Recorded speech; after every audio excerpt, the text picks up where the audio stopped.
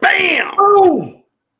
Welcome to another episode of Mike Sports. I'm your host, Eric, joined as always by Landry. No need to talk about how we're doing because we both know how we're doing, which is pretty god-friggin' awful because our football teams suck.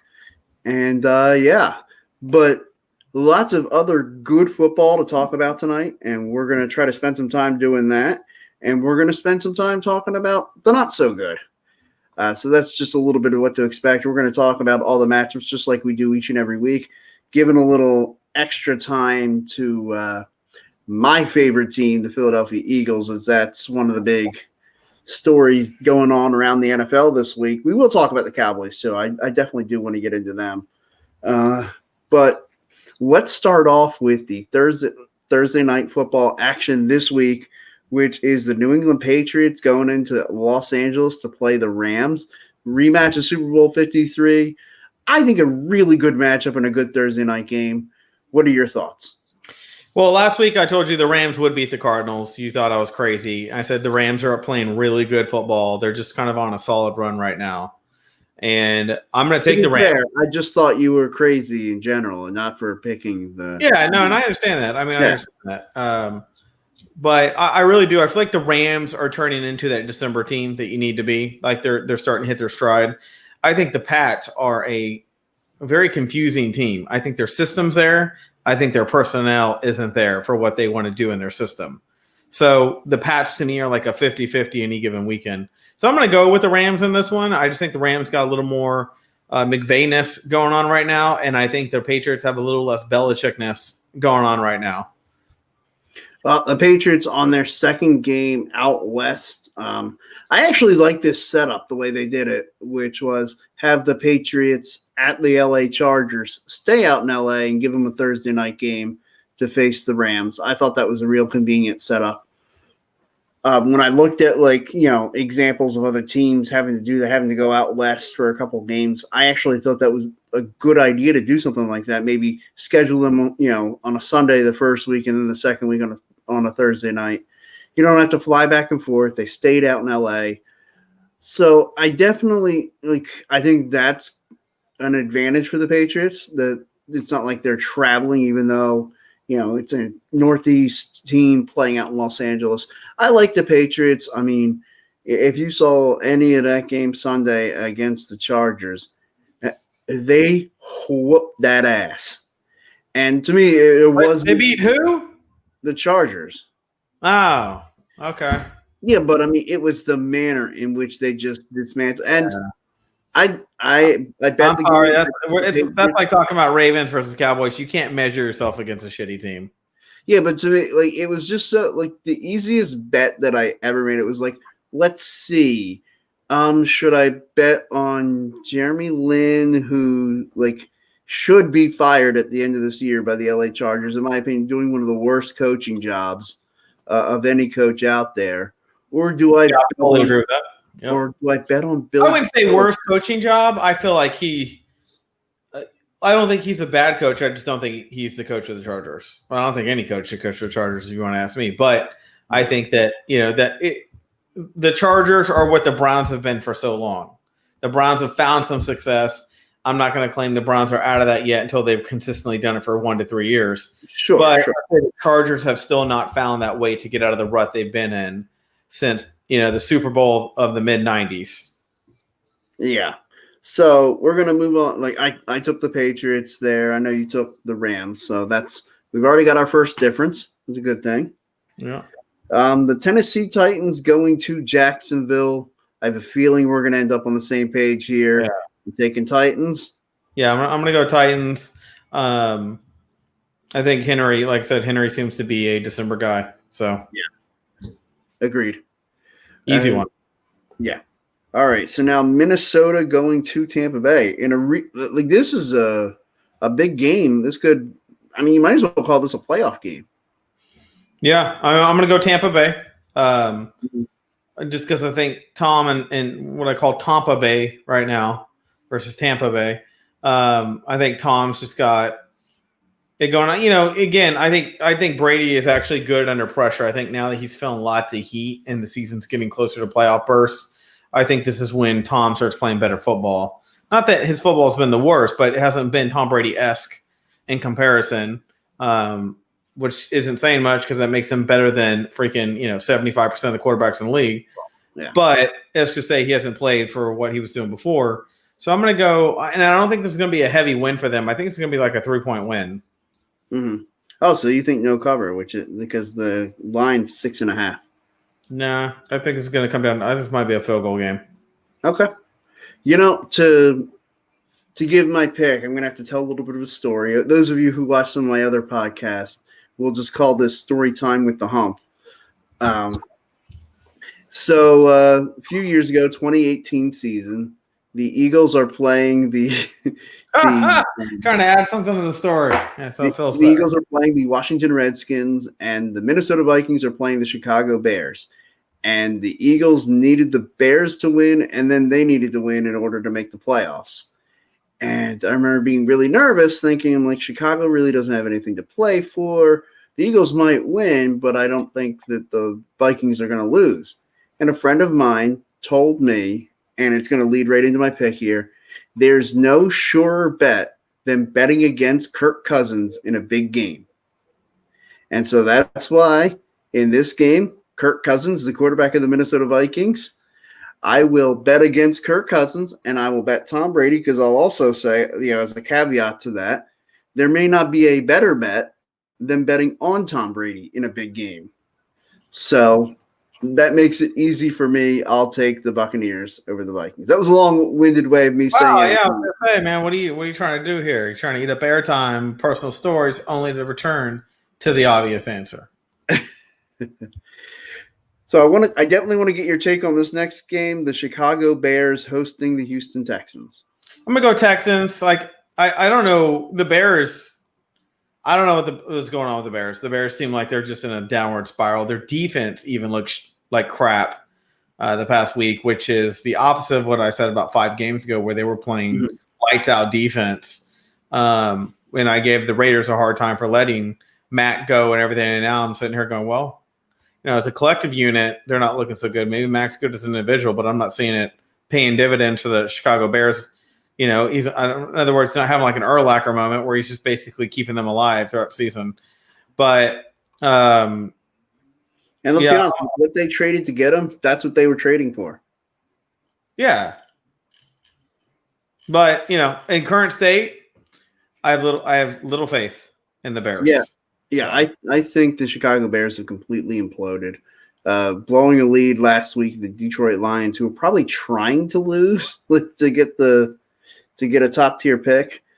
So, and the Detroit Lions come back and beat the Chicago Bears. I think this is the Texans who look. They're probably, like, I'd say, most likely out of any kind of playoff hopes, but they're the team playing with more urgency. They're the team that's playing like they're in a playoff race, whereas the Bears definitely were in a playoff race and have probably played themselves out of it. Yeah, so, I'd agree with that. I agree with that. We don't have a lot of differences in this. All right. In a game that we're just going to pick because the schedule says so, Denver, Carolina in Charlotte. I'm going to go ahead and take the Panthers just because it's in Carolina. I'm going to go Denver. I think Denver showed some promise in their last game that even in big moments against teams that look like they should get walloped by, they can hang when they have everybody in the lineup that can actually play the position needed. They can still be a competitive football team. So I'm going to go with Denver in this one. All right. Arizona Cardinals at the New York Giants. So this brings me to my next point. I think the Giants and Washington are in line to win the division. And at the beginning of the season, I said Giants were crap and a dud, and why were we even talking about them? And now I have to say, I think because of looking at the schedule, I think the Giants are going to win this game. And I think the Giants have the easier schedule overall, which tells me they probably are going to take the East in the end. I actually think the Giants are going to lose this Sunday to Arizona.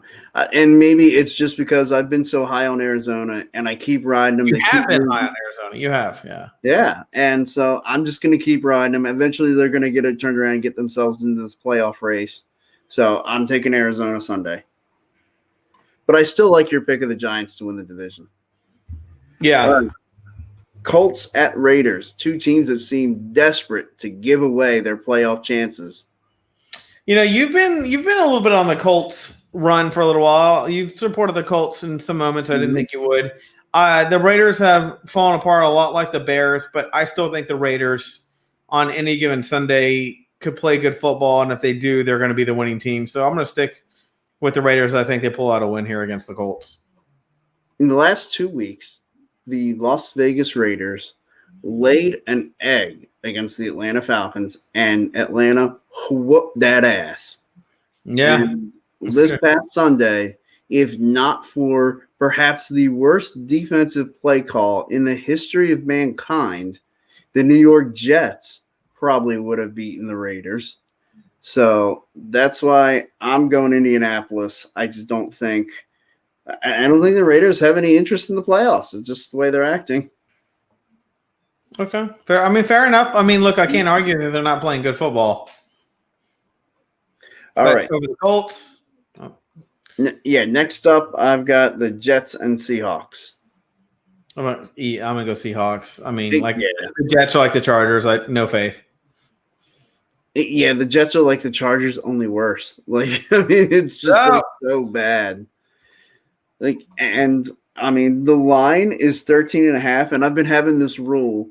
I was just looking at the line right when you said it. Yeah. I have a rule where I typically, and especially this year, if you look at this throughout the year, it's been almost 100% where non-conference double-digit dogs cover like 90% of the time this year.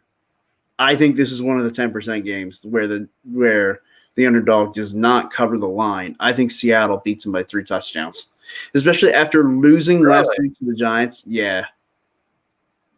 Okay, you're going farther. You're going farther with it than I would. Although, when it comes time for me to place my bet, I may just stick with my rule and say, hey, if it doesn't work here, I can't really complain. It's been making me money all year. Yeah. All right, so the other NFC East contender, the Washington football team, goes to San Francisco. Yeah, I like San Fran. I'm still gonna stick with San Fran. They're like the Raiders. They're not playing their best football, but they're one of those teams that, when playing good, they seem to really whip it up on you pretty good. So I'm gonna stick with the Niners. Washington football team, I think Ron Rivera is the reason why that team is showing fruit. Absolutely. I think he's the reason why they turn around. I think what he's gone through personally has been an inspiration to that team. But I still don't feel like they have the steady quarterback situation completely worked out until I can see Alex Smith in there for 2 seasons without getting knocked out or them drafting someone else to replace them. I'll believe that's a solid football team. I think they're in flux. I think obviously Rivera's evaluating Smith as he goes through the season to see if he's the right guy or if they need to look at drafting somebody else. They got Haskins. I think Haskins is still there. Yeah, he's still on the team, but I feel like I don't think Haskins is the guy either. So, like a lot of Ohio State quarterbacks, you come out, you look good in college, you get in the league, and you're not as good as we thought. And it's funny. I said last night, I was texting with a friend of mine, and we were talking about Ohio State quarterbacks, and I'm just like, well, what do you think of this guy Fields? I'm like, I think he's just going to be another Dwayne Haskins.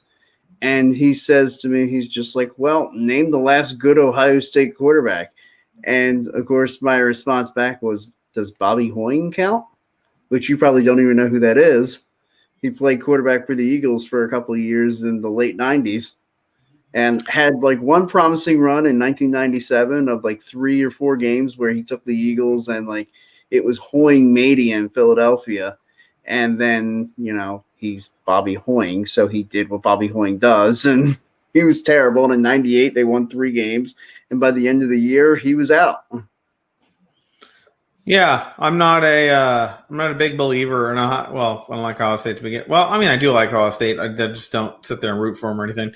But right. Yeah, I don't see any quarterback that's come out from there and made me go, okay, there's someone they're a quarterback factory.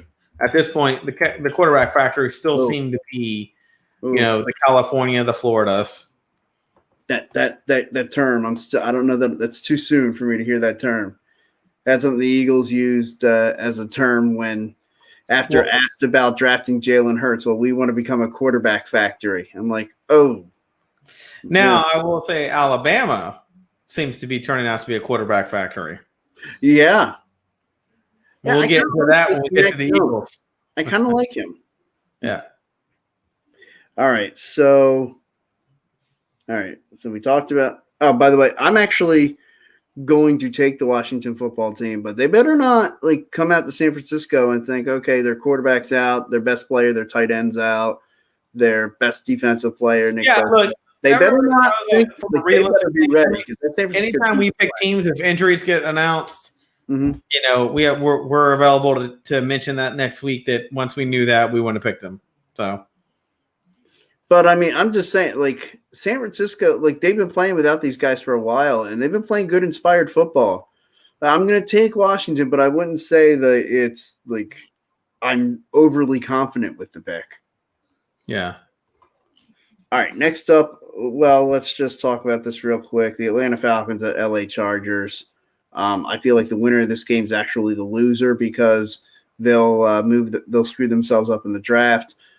I think Falcons. Yeah, I'll just go Atlanta. Falcons seem to every once in a while decide, you know what, we never should have lost that Super Bowl. We're going to play our best football today. And then the next week they go, we can't believe we lost that Super Bowl. We can't get over it. And they play like crap again. Yeah. And it's just a matter of which week you're going to get. And I think this is one of the, I think you're going to get good Matt Ryan today or on Sunday. Yeah. And I think Atlanta wins. Although I like Justin Herbert a lot. I've actually become a fan of, at first I really just thought he would be one of those, doesn't really care, kind of will put out the minimum amount of effort in game tape and study because he had that lackadaisical attitude, the West Coast style. He just struck me as that type that then wouldn't want to put in the work in the NFL and would kind of flame out in a couple of years. But I'm kind of liking him. I'm kind of liking what I'm seeing from him. Maybe me too. Me too. I think he's exactly what the franchise needed. Mm-hmm. Yeah, someone steady. Not that Rivers wasn't, just Rivers was past his prime. But yeah, it was time to move on, and this is a good. I think it's one of the underrated quarterback. When they say the 49ers went from Montana to Young. Now, granted, neither one of these guys are as good as those other guys, but hey, going from Rivers to Herbert, not a bad transition. No. All right, so Green Bay at Detroit. I mean, Green Bay should win this one. Yeah, exactly. I'm is there a lot of thought to put into that one? I don't know. I doubt it. Yeah, I'm not going to try. Let's not make this real complicated. We're football guys. We don't like to get too complex here. Well, we want to talk about the things that are actually concrete, not the ones that are static. And my favorite game, in fact, you know what? I want to talk about this just before we get into the Eagles game. So I'll go to the Monday night game first before we get into the Sunday night game. Baltimore, Cleveland. And to me, this is a do or die moment for Baltimore. And Cleveland, I feel like this might be one of those moments where they're starting to feel themselves a little bit. Just got a big blowout. Well, not a blowout, but a big win against Tennessee. I think they're ripe for a letdown, and Baltimore's the kind of team that would go in and beat them. So I'm going Baltimore. Look, or it could be the opposite. The Cowboys were so bad that it gave the Ravens a lot of false confidence, and they go in a little too confident against a team that brings the smash mouth football to the table. And that's one thing I think I like about watching the Browns. I feel like the Browns are a physical football team, and they're in the right division, given that the Steelers and Baltimore are in there to be a physical football team. I don't know. I think that's a hard one to pick. I am very torn on the Browns-Ravens game. I think the Browns, if they play the right kind of football, this can be their coming out moment. Right. Where they're what? Gun to head. Who are you taking? Is it in the dog pound? Yes, it is. Still going to have to go Ravens. Yeah. I was leaning. I was give me something to hold on to maybe favor the Browns. And even when you said it, I'm there's something still holding me back there. Put it this way. I don't have a total lack of faith in the Browns. I just think the Ravens are a better football team. Yeah, it's one of those teams you're picking the Ravens, but it's not It's not like if we come in and we found out that, if Cleveland beats them, you're not going to be totally shocked. Yeah. Okay, so now the Sunday night game, the Pittsburgh Steelers, the now no longer undefeated Pittsburgh Steelers, go into Buffalo to face the Buffalo Bills, my big team that I've been waiting to brag on. And, of course, they get a nice win on Monday Night Football against San Francisco. And now they're going to carry that momentum. You know me, I'm going to ride with Buffalo. Wait, it's Buffalo versus who? Pittsburgh. Sunday night. Yeah, that's right. Okay, no, you're right. You're right. Okay, I forgot. The whole COVID thing screwed up my scheduling on the Steelers. I was like, hold on. So, yeah, I'm with you, man. I think the Bills can take the Steelers. I really do. I'm not convinced as you that the Bills are like the team that's going to dominate everybody. But I will say this. I underestimated the Bills. The Bills look like a better football team. Josh Allen is playing some lights out football. He's almost an elite quarterback. He's almost there. So are you with me? Are you in the Bills? I know you're trying to convince me to be a damn Bills fan. And I rooted for the Bills back in the 90s when they lost the freaking Super Bowl. So there's some nasty ugly feelings in me. Obviously not against the Cowboys that I'm rooting for them. Oh, sure. But when they played every other game, I was going for them. So wide right, I was there. Joe McCray, I couldn't believe it. I still watch the tape every day and act like I don't know what's going to happen. I still can't understand what happened.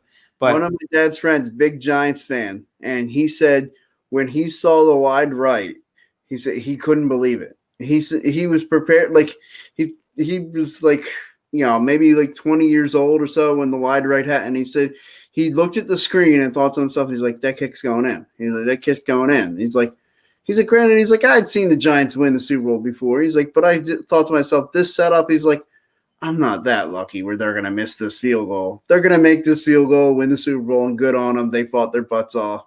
He's like, he had made peace with it. They were losing. And then the kick went wide right, and he went nuts. Yeah, I mean, the opposite of the story that we always tell from Buffalo 66. Yeah, no doubt. So I'm going to go Buffalo.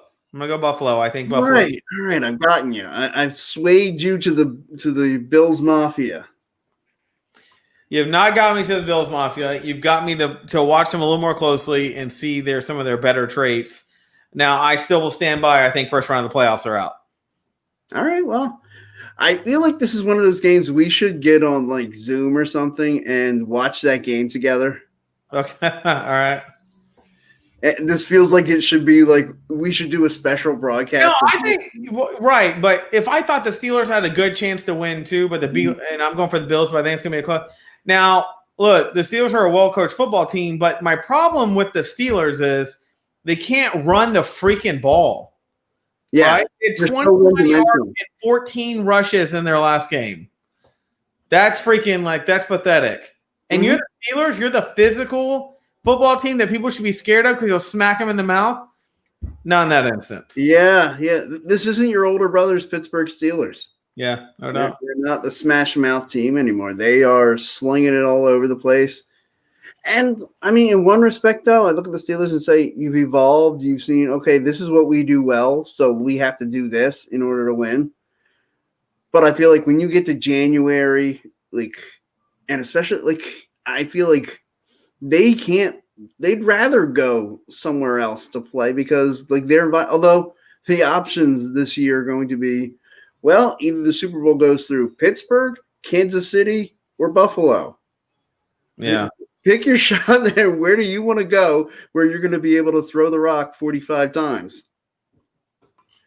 So yeah, I definitely do think the Bills – I think the Steelers are the team. That you say the Bills are out the first round. I think the Steelers are out. Yeah, look. Although, John – I need to see the schedule so I can tell you if I believe the Steelers will be out the first match either. It all depends how the season turns out. Well, sure. I just need to see some more. But – look, I'm with you. There's definitely some shaky ground going on in that division right now. You got the Pats. I'm going to bring you guys' comment on here. It kind of contradicts what we're saying. John, I apologize if I mispronounce this, Kaisner.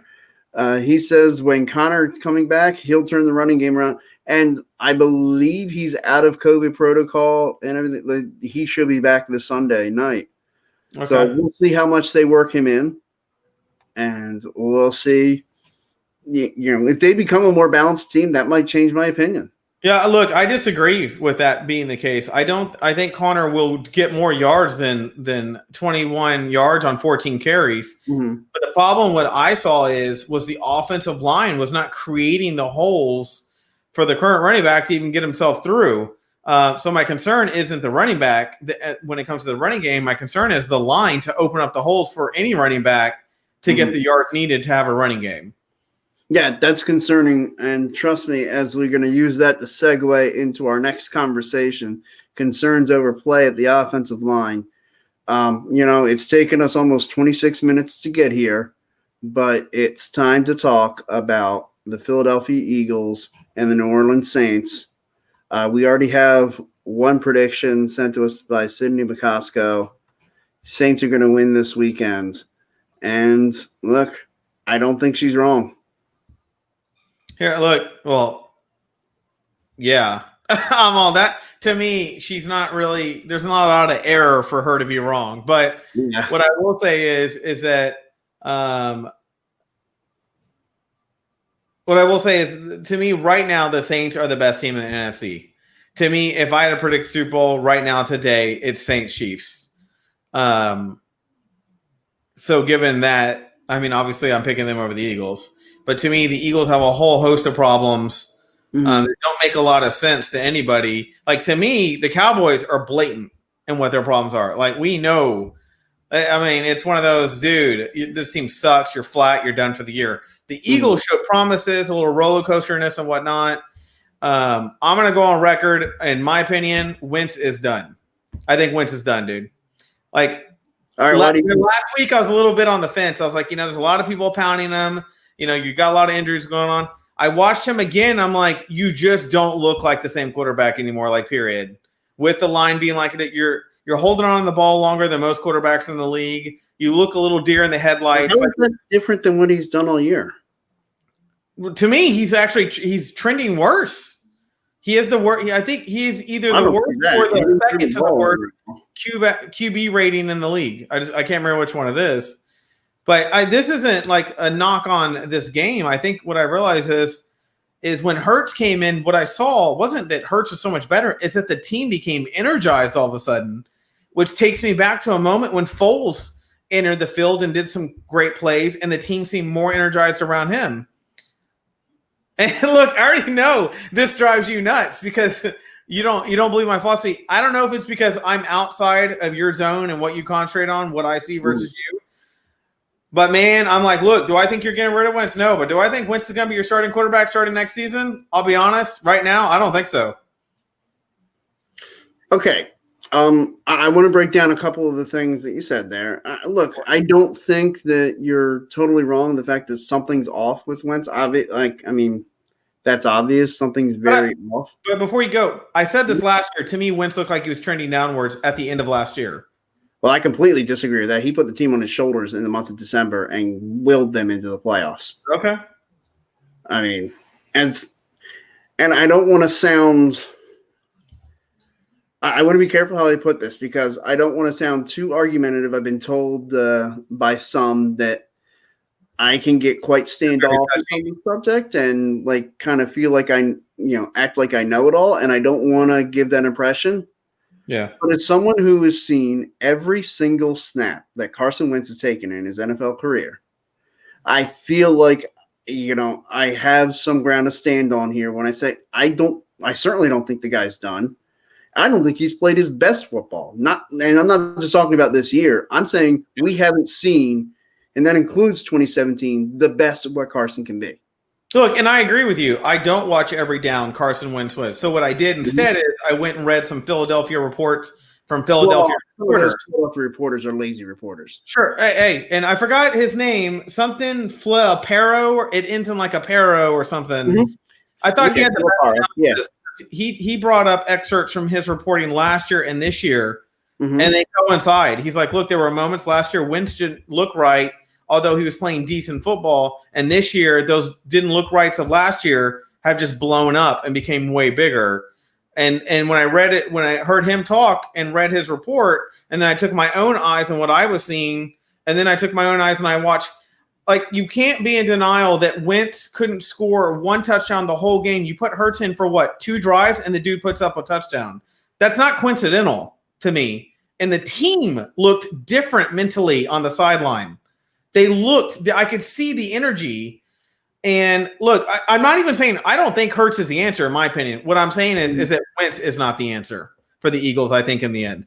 And I think Doug Peterson is going, if I'm ever going to find out if Hurts is even worth a crap, with our season already almost in the tank, now's my time to put him on the field and see if he is the guy. And if he's not, we'll move on completely. And like I said, obviously Wentz isn't going anywhere with that, but he might be the most expensive backup in the league.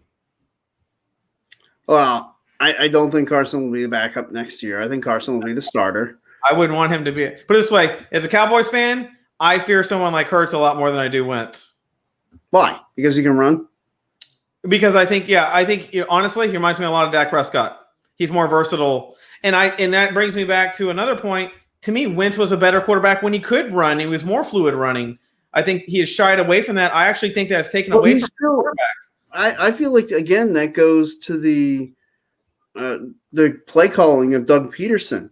Even this year, when Carson has been on the move, when they put Carson out, on the perimeter, let him move in the pocket, he's been more effective.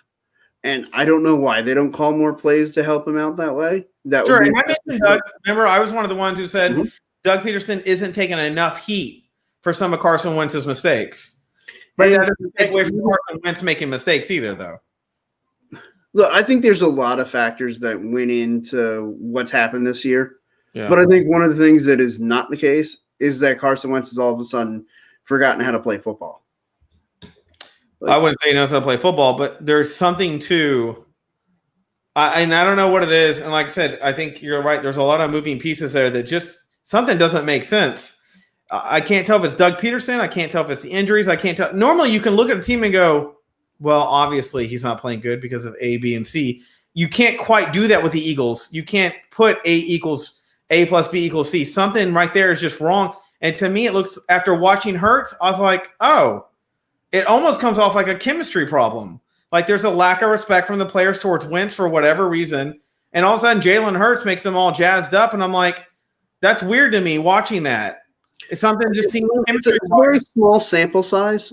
And it was really at a point in time where the game was no longer in doubt. You know, like the team starts. You're seeing garbage points, right? Okay. So Hurts is starting this week, right? Is that the report I read today? Yeah, Jalen Hurts is starting. If Hurts puts up 21 points and makes a competitive game with the Saints, what do you think that means for the Eagles and Hurts? I mean, it means he probably earns another start the following week. Okay. I agree. If he's garbage, obviously, during the same boat they were with Wentz, if he plays well, I think they might keep him going till the end of the season. Like I said, to me, I think they're really looking at this. This is a chance for us to evaluate him. And we're going to keep him at all. Here's what I think most likely will happen. I think Jalen Hurts will play. And I don't know whether he's good or not. Like, if he's good, I think the best thing for him is if he does well, I think we go into next year in camp. And they call it a competition, but it'll be Wentz's job when they get to September. And then it'll just be, okay, if Carson comes out and plays well, then, Carson just takes off with it. If not, it could be a couple weeks into the season and they pull the plug on Carson. And at that point, it's probably, well, we're riding out with an expensive backup. And that's what I said earlier. The only difference is, you think Carson has more time to be evaluated, and I think he's been evaluated. And I agree with you. For this year, he's done. You're basically saying, no, we're not done with him, period. He'll be the quarterback starting next year. And I'm sitting here going, I don't know. There's a part of me, just from an outsider eye standpoint, I'm like, I can't see the team's confidence in Wentz. I can't see it anymore. Like, put it this way. When Romo went on the field and he was injured, people were like, oh, man. Dak went on, I'm like, okay, these players are freaking out when Dak's playing. Like, all of a sudden, they're like a bunch of kids in the backyard. And I was like, I like Romo better, but I don't know what Dak's doing that's making these guys play different football. And I feel like I'm watching the same thing when Hurts came out. I'm like, dude, he's having like that Dak effect. Well, again, I don't get that from what I saw. Like that's a fun game. So this game against a very good football team, this will be very telling. If Hurts comes out there and makes that a competitive football game against, to me, the best team in the NFC, no one can ignore that. Sure. And if he gets slaughtered, I'm like, he's got a lot of learning to do. Wentz is still the more experienced guy. But look, correct me if I got this right. Sure. Rosenberg, who's the GM? Howie Roseman. Roseman. Yeah. I personally think he saw Carson Wentz trending down a little bit, and he decided to bring Hurts in for that reason. I don't think he brought Hurts in just as he's a good backup to have on the thing. I think he said, just in case. He's like, just in case what I'm seeing with Wentz ends up getting worse, we got a decent guy, right? Or it could turn into Hurts plays really good this season, like a Foles-like moment, and then they trade him away only to give Wentz the starting position again, and Wentz ends up having another season. Tell me this, just from an outside perspective, so your bias can go so far. Sure. Next season, if Wentz plays how many games and he looks like this still, when do you say, that's it, I'm ready to look at what a lot of people have been saying? It probably takes the entire season for me. So it's entire. Okay. Yeah. I mean, because then all of a sudden it's like his body of work is just as much bad as it is good. Okay. Because like 2017 was like, if you were to sit there and say, okay, 2017 was an anomaly. We're taking 2017 and throw it out. We're saying, like, we don't really count that. We think it was an anomaly. He's not that good. I would then argue, okay, if you're going to throw out 2017 because you don't think he's that good, I would argue that then you throw out 2020 as well because I don't think he's that bad. And then we look at the body of work of 2016, 2018, and 2019. And 2018, like, he was coming off of an injury. I feel like played relatively well, just had some bad luck. I mean, the defense blew a 17-point lead in the second half. Like, they had a bad fumble by the running back that cost them against Carolina one game. Like, they had some freak bad luck, but I'd say overall Carson played pretty well. And then the luck started changing when he went out with the back injury and Nick Foles took over. So I'd say 2018, he was fairly well. 2019, there were up and down moments, but for the most part, I'd say he was good. And so to me, that would lead me to say, I think he's a pretty good quarterback. Elite? No, but I think he's a good quarterback and I want to ride with him another year. Look, the only reason I think the Eagles are going to make sure they look at every possible scenario with Wentz is because of what they paid them. I think if he was on the last year of his contract and he was playing like this, honestly, I don't think they'd give him a 1-year extension to worry about him the next year. I think they'd cut ties. That's my personal opinion. I think the money is the reason why they're holding on to what they do. And John's comment, we don't know the role Laurie is playing right now, what calls he is forcing Peterson to make. My personal opinion, I don't think Laurie is the type. I think he hires guys to do their job and he lets them do their job. All right, I'm going to tell you a couple stories and then I'll see if you feel the same way. Okay, go for it. Last year at the end of the season, Mike Groh, who was the Eagles offensive coordinator, I believe it was during their exit interviews the day after the season ended, Doug was asked about Mike Groh's job security, and Doug Peterson, said he wanted to bring Mike Groh back, very happy with his performance, and wanted to move forward with him. The next day, it's announced that Mike Groh was fired. Now, to me, some have indicated, and it's been coming out in recent weeks, that maybe that was Jeffrey Lurie's call that said, no, we're not happy with that. You're firing him. And now they didn't actually name an offensive coordinator. Doug just kind of assumed that role and then hired a passing game coordinator and a running game coordinator, and which the running game coordinator is the running back coach, Deuce Staley. And so there are some things that indicate that maybe Jeffrey Lurie isn't as hands-off as we've thought previously. And then other stories that Howie Roseman has been telling Doug Peterson who the 45 active men are each week. That Doug Peterson is handed that by Howie Roseman, not Doug handing it in to Howie.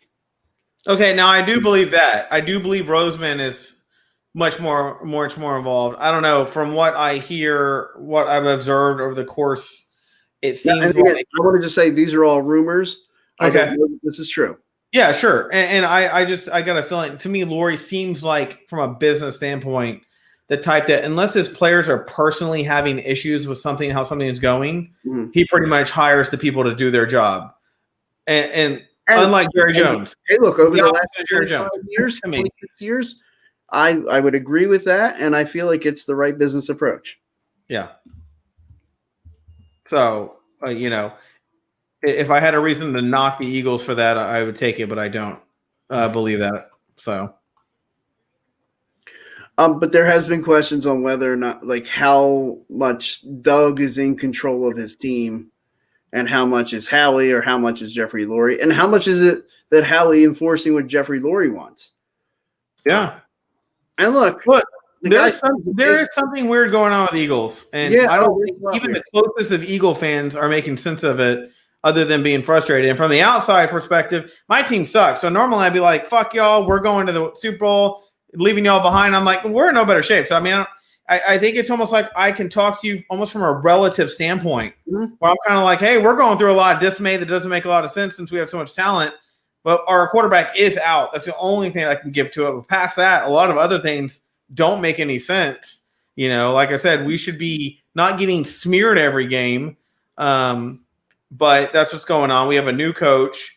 We have COVID. We have a quarterback out. We have injuries. We have all these excuses. But even with that, there's something in Cowboy Nation going, there's something that doesn't feel right on our team either. And I think that's what's making me look at the Eagles and go, I get it. Like, I get what it feels like to not know what the hell is going on. And there's part of me out, I wouldn't let you get away with going, well, our quarterback's out. We're going to lose every game. No, you're not. You should win. Sure. I think you should win half your season almost, even without your quarterback, just from a competitive nature of the game, or 1/3 at least, And in today's league, what is that? Back in the day, it was 8, so I guess it'd be 6 now. Yeah. But half would be 8, and then it'd really be 7.5 technically. But hey, we got the tie in there, so we should. Yeah, I mean, look, I think me and you are going to differ on Wentz here for a while. I think, like I said, I just don't think Wentz is. I'll stick with Wentz by all means. From my perspective, if it helps my team have a better chance against you guys, I think I think our league is trending towards more of an athletic, movable quarterback anyways. Wilson, I think, started it. He held it for a while. There wasn't a lot of players that came in that could play. Then now we had Mahomes, and then we got Jackson. And Wentz at one point was that guy, but the injury showed that he couldn't sustain being that guy without getting laid out, a lot like Romo did. Romo was an excellent quarterback until he got thrashed a couple of times, and I pretty much told him to stop running around. So anyway. I feel like we could go back and forth on Wentz all night, but I want to get to this question here posed by John, and that is, what are the chances the GM coaching staff are fired? Will they clean house? What's your gut telling you? You want me to go, or are you going to? You can go first. That's fine. Well, mine's quicker because Eric has a lot more probably to say this than I do. I think they give everybody one more year. Everybody. I think if next year goes like this year, I think it's a clean house. And I think Wentz becomes your most expensive, like I said, backup quarterback in the league. Well, what my gut's telling me, and to let you guys know, my gut is very sizable, is that, pretty much the same thing. I don't think there's any chance of Doug and Howie getting let go. And my reason for that is just like the resume. It would read as kind of sour grapes and very overreactionary, because if you look back at what they've all done together, well, in the 4 years that Doug has been the head coach, they've made the playoffs 3 times and won a Super Bowl. And I just think when you do that, you've earned a chance to fix your problems.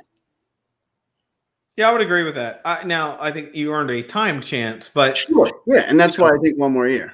Yeah, I typically think you get 3 to 4 years once you win a Super Bowl to kind of repeat at some point. So yeah, I'm gonna go with that. And in relative to the Cowboys, how many chances do I think Mark McCarthy will get one more year? And if he looks like the coach he did this year, with Dak Prescott on the field, I think we picked the wrong coach and we'll start over again on a head coach. Well, my question is Dak Prescott going to be on the field for the Dallas Cowboys in 2021? We will find out, unless, in my opinion, unless we have a dire shot at Trevor Lawrence. I think it's Dak Prescott again. But if we do get a shot at Trevor Lawrence, at trading a bunch of trades, Jerry Jones is a businessman at the end of the day, all feelings aside. You've been great. Thanks for your loyalty, but we're here to win a championship. Will be his mentality. Yeah, and I don't think there's any chance that either the Cowboys or the Eagles are in that position.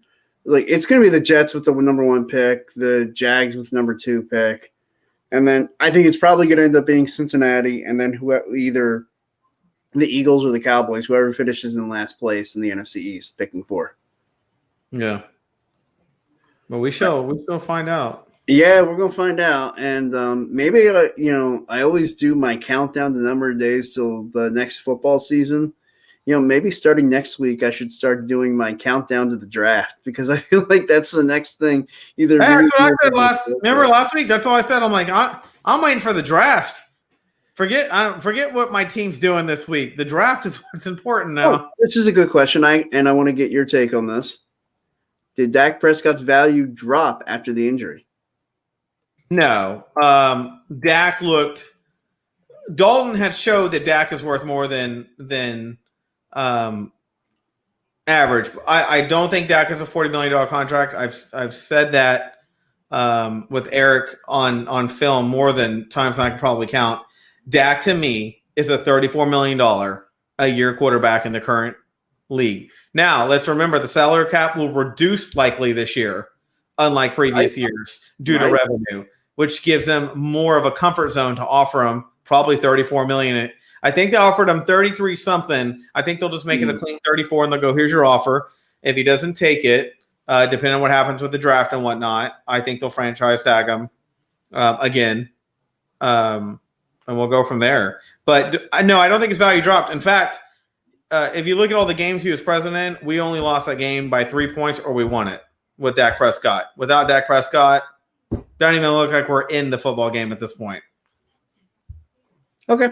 I blame a lot of other defense. In fact, I think we're not scoring enough points to keep up with other teams right now without Dak Prescott. Right. I think that, should the Cowboys decide to franchise him, I mean, I could certainly see that happening if they can't come to a contract agreement before the beginning of March. And then that means, he would either be franchised or enter free agency. I don't think they're going to let Dak Prescott enter free agency because teams like the Bears, the Colts, the Patriots, if those teams were to get involved in the market, then on a lot of the same teams that has been speculated about Carson Wentz, my gut is Carson Wentz is your quarterback next year, and I think he has a bounce back year. And in my opinion, in 3 years, we're sitting there saying, oh, wow, 2017 he was this, 2018 this, 2019 that, 2020. And then 21 he was this. Like, that's what I think we're going to have. Yeah, I think Wentz is done. I'm going to stick with it until proven otherwise. I think Wentz is done. I think Wentz I think whatever happened, I just don't. Maybe it's the psychology of me. I just don't see the recovery in him.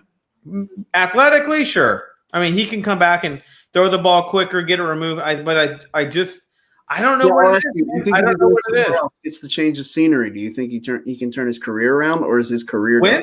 Yeah. Oh, yeah. I think if Wentz went somewhere else, I don't think he's going to win a Super Bowl or anything. But I think Wentz will be like a Phillip Rivers somewhere else. He'll keep him competitive. He'll keep him healthy enough where the organization feels a need to hang on to him.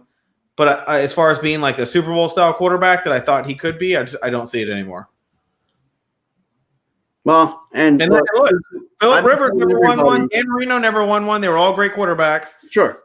So I've been telling everybody that, how they always say the last one out has to turn out the lights. I'll be the guy turning the lights out on the Wentz wagon. I'll be the last one out. I'll be the one standing there when there's nobody else left on the Wentz wagon. I believe in him. I mean, I said it on my other show. I'm willing to die on Wentz Mountain because yeah. Look, I fought with a lot of people about Wentz in his favor for a long time because I thought they were just crazy. And during the periods when they were, I did think they were crazy because I didn't think Wentz looked as bad as they were making him look. And I don't when I say he's not the quarterback he was, well, he was a great quarterback at the time. He's just moved into a good quarterback to me, solid quarterback. He's dropped a couple of notches. I don't look at Wentz and go, oh, he's horrible. This dude needs to just leave the league. He's not that kind of quarterback to me, but he's not the quarterback that will take the Eagles to a Super Bowl to me. I appreciate. I'm not going to be standing on my mountain alone. Thank you, John. I appreciate it. Thank you so much for all your comments tonight. Thanks to everybody who tuned in.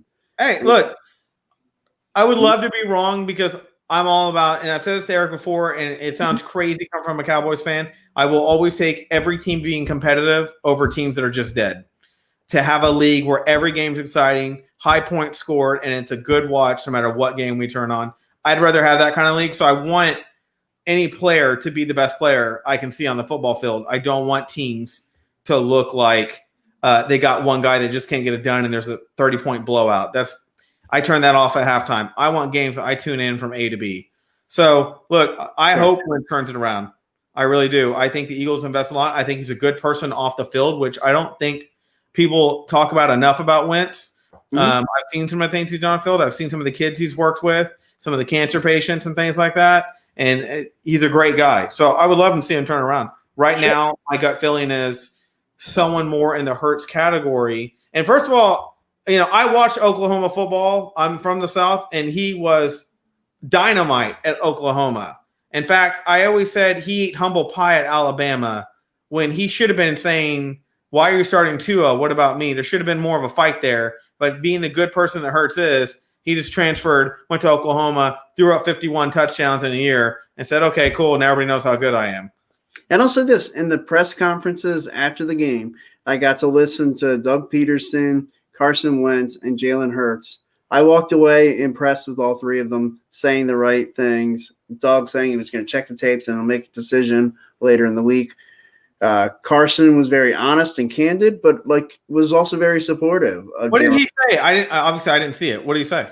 Well, Carson, when asked, do you think maybe taking a step back would be a good idea for you? He said, doesn't really let his mind go there, not his mentality. He just wants to keep fighting. Asked what his thoughts were as Jalen was, the one drive that he was very effective in and drove down the field. His thoughts were, just rooting all my guys and wanting to see the team do great. And I saw him clapping on the sideline during some of the plays. Yeah. And Jalen Hurts, I really like some of the stuff he said. Asked, do you think you should have gotten this opportunity earlier? His response was, I just want to do whatever I can to help my team win.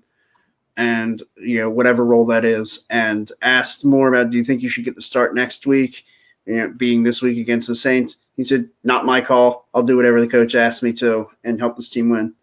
Yeah. Now, there's always going to be very great political answers. Sure. What are you really feeling inside? But I'd rather see the maturity than fighting at a podium amongst each other on a football team. But I'm just saying, usually you can tell when the guys are just giving the coach speak and when they really mean it. It came across to me like he really did mean it. That's what what I took away from it. Well, a lot of times you get the Fitzpatrick thing. I'm hurt.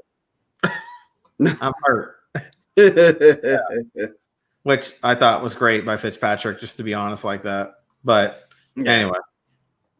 Well, and I got no problem with a quarterback saying, hey, look, it hurt. Yeah, obviously I want to be out there. But I'm not going to, knock out the coach and go and grab my helmet and get out on the field and kick the other quarterback out. Yeah. Well, look, man, this is a good segment. Me and you, I think, are going to be at a different podium when it comes to the Wentz call. But at the end of the day, look, it's going to be the play on the field for each team that really dictates what's going on, no matter what me and you say. So, and also, let me be very clear. Jalen Hurts has got the start this Sunday, and I'm rooting for him. I want him to do well because that helps my team. And I just texted Jalen. He said, thank you. I appreciate that. When you mean it, give me a call. Hey, I'm just a messenger, man. Don't look at me. Jalen, that hurts, man. Exactly. Why you gotta be like that, man? All right, everybody, thanks for tuning in. Thanks for all the great comments tonight. You guys are really on fire. John, thanks very much. Really appreciate, everything they're doing for us at Notoriety Sports Network, helping get the word out for us. I would encourage everybody tune into everything, not only with them, but on Phillyverse, whether that be Monday nights at 6, and coming to you now at 6 o'clock. Myself and Ryan with the Football Smack Talk show, Tuesday night, 6:15, the Philly broadcast, Wednesday nights here, 8 o'clock Eastern time with Mike Sports. And then programming note, this Thursday, there will not be an episode of Tables, Ladders, and Chairs on the Phillyverse. I have a prior engagement, so will not be an episode. And I think everybody should understand over the next couple of weeks, there may be a few less shows, especially on the Thursday nights. Next Thursday we'll have a show, but the following Thursday is in fact Christmas Eve, so no show that night, and then of course no show on New Year's Eve. But then in January we'll be coming back to you with the full slate of all our shows and a lot more down the pike, so lots to look forward to. Thank you everybody for listening, joining in, and commenting. Really appreciate it. It's a lot of fun doing the show with everybody, and even talking to you, Landry. It's been fun, man. Don't lie. It's the holiday season. Try to keep your naughtiness to yourself. Yeah, I try to be naughty in a nice way. Everybody have a great night and stay safe.